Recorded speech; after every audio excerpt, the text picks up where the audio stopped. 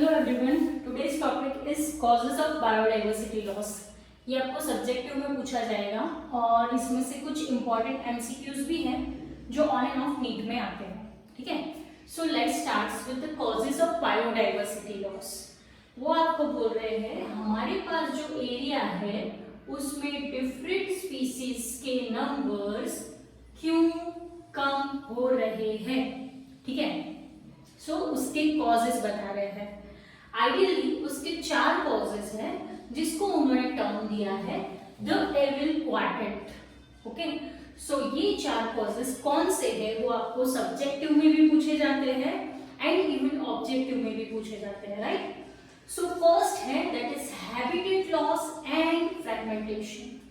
हम लोग बेसिकली जो स्पीसीज है जो कि फॉरेस्ट में है, ठीक है, तो वो स्पीसीज को हैबिटेट को हम लोग ले लेते हैं। सो उनका हैबिटेट नहीं है तो वो कैसे सरवाइव करेंगे। सो यहाँ पर उन्होंने समझाया है। आइडियली इसके अंदर याद रखने वाले 4 पॉइंट्स हैं। सबसे पहले उन्होंने बताया कि हमारे पास अर्थ में 14% जितने हमारे पास लैंड सरफेस एरिया है जो अब कम होके 6% जितना हो गया है। और जब तक आप लोग पढ़ेंगे, मतलब अभी आपको ये इंफॉर्मेशन मिली है, तब तक और 1000 एकड़ जितना लैंड एरिया कम हो जाएगा। सो मोरल ऑफ द स्टोरी कि उनका हैबिटेट ही नहीं रहा तो वो कैसे सरवाइव करेंगे। ठीक है, सेकेंड उन्होंने समझाया कि हमारे पास अमेज़न रेन फॉरेस्ट जो कि लंग्स माना जाता है, ठीक है, क्योंकि ये फॉरेस्ट में प्लांट्स के नंबर ज्यादा है तो ये लोग फोटोसिंथेसिस करके ज्यादा एनवायरमेंट में ऑक्सीजन रिलीज करेंगे। So they are the called lungs of planet. ठीक है, अब ये अमेज़न रेन फॉरेस्ट का भी एरिया धीरे धीरे कम होता जा रहा है। द रीजन इज व्हाट कि हम लोगों को ज्यादा कल्टीवेशन करना है सोयाबीन का। भाई सोयाबीन इट इज नाउअडेज, मतलब पहले से ही it is a richest source of protein, right. और आज के टाइम पे हम लोग प्रोटीन के ऊपर ज्यादा कंसंट्रेट कर रहे हैं। क्यों? क्योंकि हमारी बॉडी का जो मैक्सिमम मसल्स पार्ट है, ठीक है, वो प्रोटीन का बना हुआ है। तो हमें फिट रहने के लिए प्रोटीन चाहिए और ये प्रोटीन का रिचेस्ट सोर्स सोयाबीन है। और यहाँ पे हम लोगों ने अमेज़न रेन फॉरेस्ट का कुछ लैंड को सोयाबीन कल्टीवेशन में ले लिया है। सेकेंड उन्होंने समझाया है that is beef and cattle farming. ठीक है, नाउअडेज जो आप लोग नॉनवेज खाते हो, ठीक है, तो उसमें काफी सारी जगहों पे हम लोग चिकन यूज करते हैं लेकिन कुछ जगह पे हम लोग बीफ यूज करते हैं। द रीजन इज व्हाट कि कैटल का जो स्पेशली चिकन जो है वो लॉन्ग टाइम तक हम लोग उसको फ्रेश नहीं रख सकते, ओके, प्रिजर्व नहीं कर सकते इवन इन फ्रिज, ओके। लेकिन अगर आप बीफ है तो उसको काफी महीनों तक आप प्रिजर्व कर सकते हो। सो हम लोगों ने बीफ कैटल फार्मिंग उसके लिए ग्रासलैंड बना लिया। What is grassland? कि वो ग्रेजिंग एनिमल्स के लिए हम लोगों ने वो लैंड वो कर दिया। अब ग्रेजिंग एनिमल्स यहाँ पे बीफ कैटल्स रहेंगे तो दूसरे प्लांट्स या फिर मैं बोलूँ दूसरे एनिमल्स का जो हैबिटेट था जहाँ पे वो रह रहे थे वो तो जगह उनके लिए चली गई। ठीक है, नेक्स्ट उन्होंने समझाया है कि ह्यूमन एक्टिविटीज की वजह से हम लोगों ने उनके हैबिटेट को फ्रेगमेंटेशन में डिवाइड कर दिया है। ठीक है, पहले वो जितने लार्ज एरिया में सरवाइव करते थे अब उनको मैंने उसके जो फ्रैगमेंट उसके एरिया के मैंने फ्रैगमेंट्स कर दिए हैं। अब जो एनिमल्स है जो ज्यादा चल के या ज्यादा किलोमीटर्स टेरिटरी में घूमते हैं, अब वो एनिमल्स के लिए फॉरेस्ट की साइज छोटी हो गई। ठीक है, वो रीजन से भी हमारे पास जो स्पीसीज है वो एक्सटिंक्ट हो रही है। एंड पॉल्यूशन, डेफिनेटली सारी चीजों का पॉल्यूशन एनिमल्स को इफेक्ट करता है। फॉर एग्जाम्पल फॉरेस्ट के नजदीक का हम लोगों ने रिवर या फिर पर्टिकुलर पॉन्ड जो है उसके अंदर हम लोगों ने केमिकल रिलीज किए तो वो केमिकल वाला पानी पीने की वजह से भी एनिमल्स एक्सटिंक्ट हो रहे हैं। ठीक है, so that is the first point, habitat loss and fragmentation.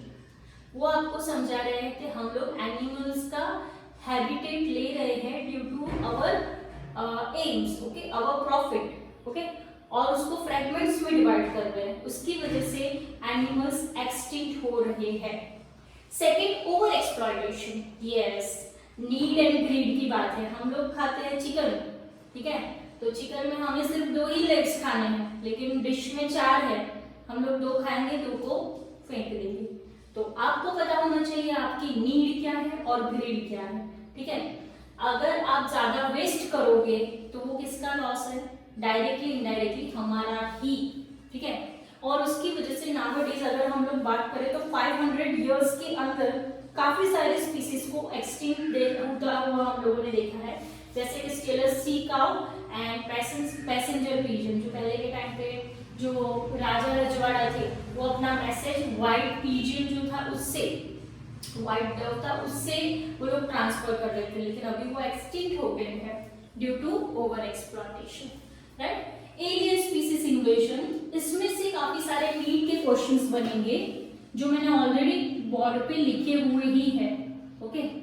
For example उन्होंने समझाया है कि एलियन स्पीसीज इन्वेजन मतलब हम लोग हमारे बेनिफिट के लिए पर्टिकुलर जो इकोसिस्टम है, जैसे कि पॉन्ड के अंदर जो फिश है या फिर क्रोकोडाइल है या फ्रॉग है वो रहते थे, लेकिन मैंने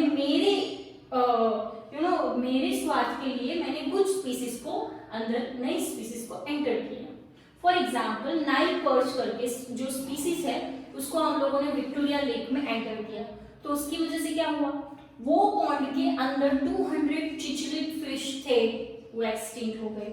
एक्चुअली मैंने एक ही एंटर किया था, 200 चिचलिड फिश मेरे एक्सटिंक्ट हो गए, ठीक है। इतने स्पीसीज 200 सेम फिश नहीं, उतने स्पीसीज मेरे एक्सटिंक्ट हुए, जस्ट इमेजिन।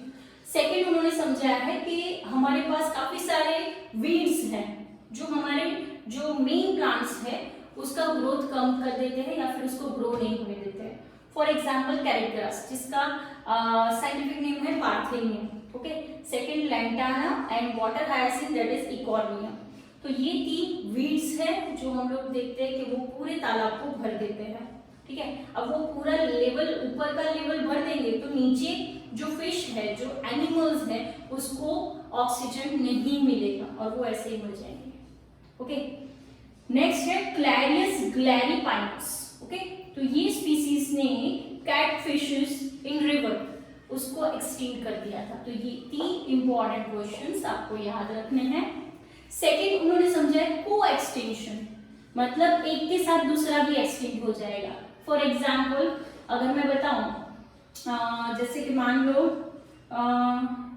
सनफ्लावर है, उसको अगर मैंने एक्सटिंक्ट कर दिया, मैरीगोल्ड है उसको मैंने एक्सटिंक्ट कर दिया, तो उसके साथ हनी भी कम हो जाएगी। क्यों? क्योंकि वो उसमें से पोलेन ट्रांसपोर्ट तो करते ही है, लेकिन वो उसमें से नेक्टर लेते थे हनी बनाने के लिए, ठीक है। So that is called the plant pollinator extinct हो जाता है, और बटरफ्लाई या कोई भी इंसेक्ट। सेकेंड उन्होंने समझा होस्ट एंड पैरासाइट। अगर मैं पर्टिकुलर होस्ट को निकाल देती हूँ तो उसके ऊपर फीड करने वाला पैरासाइट भी नहीं बचता है। फॉर एग्जाम्पल हमारे पास एक्वेटिक में जो वेल है उसके अराउंड में बहुत सारे स्मॉल फिशेस ऐसे तैरते रहते हैं, फ्लोट करते रहते हैं।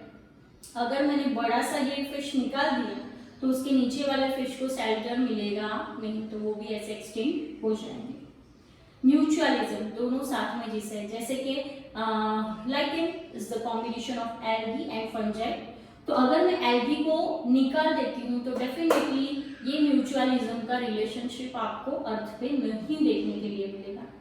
आइडियली वो है अभी, लेकिन इन फ्यूचर हो सकता है कि अगर एल्गी एक्सटिंक्ट हो जाए या फंजाई एक्सटिंक्ट हो जाए तो म्यूचुअलिज्म में लाइकेन का आपको नेचर देखने के लिए ना मिले। सो मोरल ऑफ द स्टोरी कि आपको अपने स्वार्थ के लिए हैबिटेट लॉस एंड फ्रेगमेंटेशन नहीं करना है, ताकि हम लोग एलियन हमारी जो स्पीसीज है जो एक्सटिंक्ट हो रही है उसको बचा सकते हैं। सेकेंड, ओवर एक्सप्लॉयटेशन नहीं करना है, एलियन स्पीसीज इन्वेजन नहीं करना है। हम लोगों ने देखा था कि गैलापागोस आइलैंड में डार्विन ने गॉट रख दी थी, तो वहाँ पे जो ये थे ना, उसको क्या बोलते हैं, टॉर्टोइस, वो एक्सटिंक्ट हो गए थे क्योंकि टॉर्टोइस अपनी स्पीड में खाते हैं और गॉट अपनी स्पीड में ग्रास खाएगी, तो गॉड ने टॉर्टोइस को एक्सटिंक्ट कर दिया। एंड को एक्सटिंक्शन, वो भी याद रखना है कि एक स्पीसीज एक्सटिंक्ट होगी तो उसके साथ उसके ऊपर डिपेंडेंट होने वाले सारे स्पीसीज एक्सटिंक्ट हो सकते हैं। इसका नोट अच्छे से लिखना है, ये 4 मार्क का क्वेश्चन है, काफी बार 3 और 5 मार्क्स में भी पूछा जाता है। अगर 3 मार्क्स में पूछे तो उसमें इंट्रोडक्शन मेंशन नहीं करना है, 5 मार्क्स में पूछे तो इसमें इंट्रोडक्शन अच्छे से लिखना है और हर एक का एक पॉइंट लिखना है। तो मतलब एक इंट्रोडक्शन का मार्क और 4 इसके मार्क्स ऐसे करके आएंगे। या फिर 2 मार्क्स में पूछा जाए तो सिर्फ 2 आपको हैबिटेट लॉस पूछेंगे, कोई भी मतलब कॉजेस पूछ सकते हैं, एनी 2 कॉजेस, ठीक है। और डेफिनेटली 2 मार्क्स का है तो उसमें एलियन स्पीसीज इन्वर्जन कंपलसरी लिखना है। हम लोग सोचते हैं कि नहीं ये 2 वाले लिख देंगे तो ऐसा नहीं चलने वाला है। क्लियर? और